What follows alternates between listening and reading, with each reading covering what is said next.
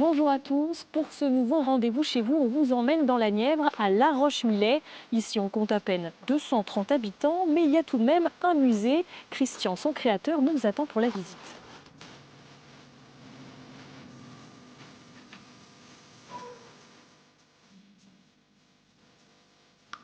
Bonjour Christian. Alors, bonjour Charlotte.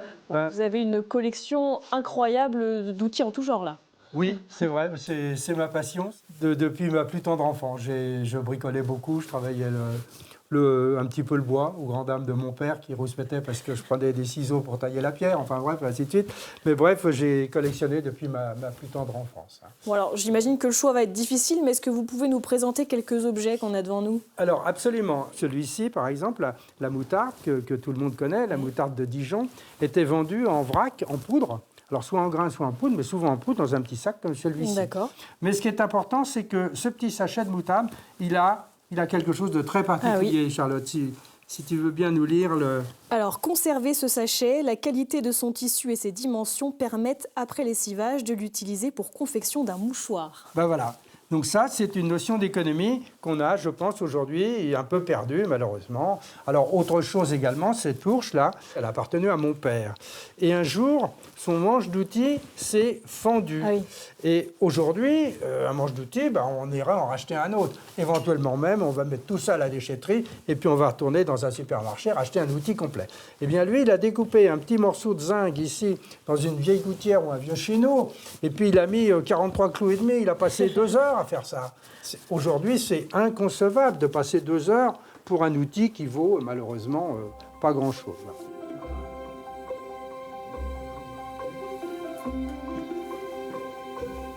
Qu'est-ce que c'est que ces drôles d'objets là par terre? Alors, ça, ce sont des poêles pour réchauffer les fers.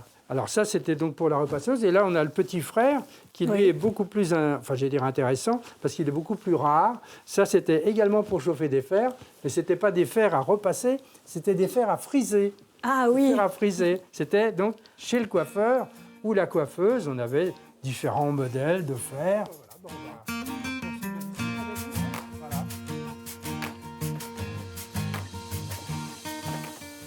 Alors ça, c'était pour la femme qui vivait à la campagne. Et quand elle allait faire la moisson, eh bien, elle ramassait son blé comme ça. Et puis à la faucille, elle coupait régulièrement. Et bien sûr, sa faucille, elle frappait souvent la main.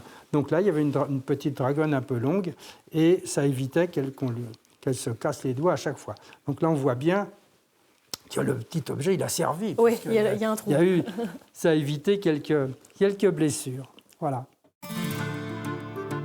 Christian, est-ce que vous savez combien d'objets vous avez ici dans votre musée? Je n'ai pas compté. Oh, je pense plusieurs milliers, il y a 5 ou 6 000 objets. Oui, beaucoup, et beaucoup d'histoires. Ouais. Eh ben, merci beaucoup pour ce petit bout de visite. En tout cas, on va vous laisser et continuer notre balade. Merci, au revoir. Et puis, à la prochaine. Hein.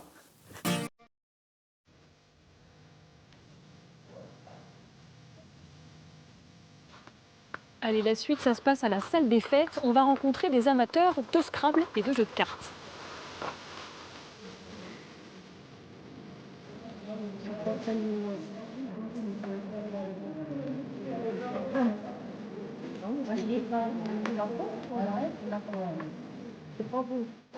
Bonjour mesdames.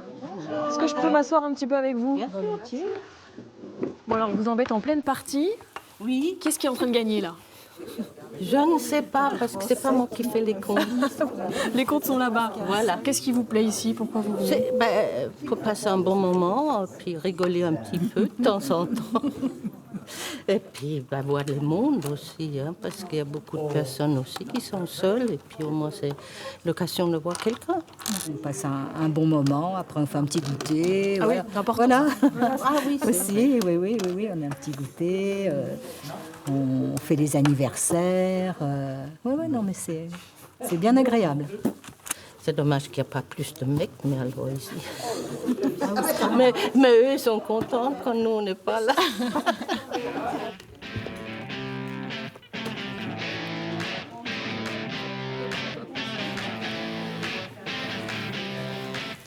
Bonjour.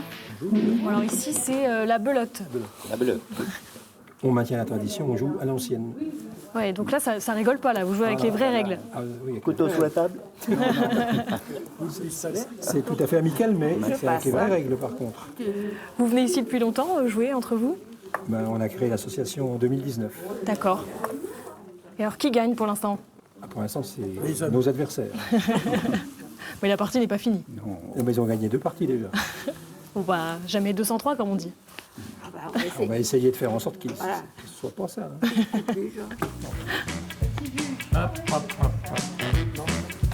Bon, nous, on a presque envie de faire une petite partie. Merci à vous d'avoir suivi cette visite de La Roche-Millet et on vous dit à très bientôt pour un nouveau rendez-vous chez vous.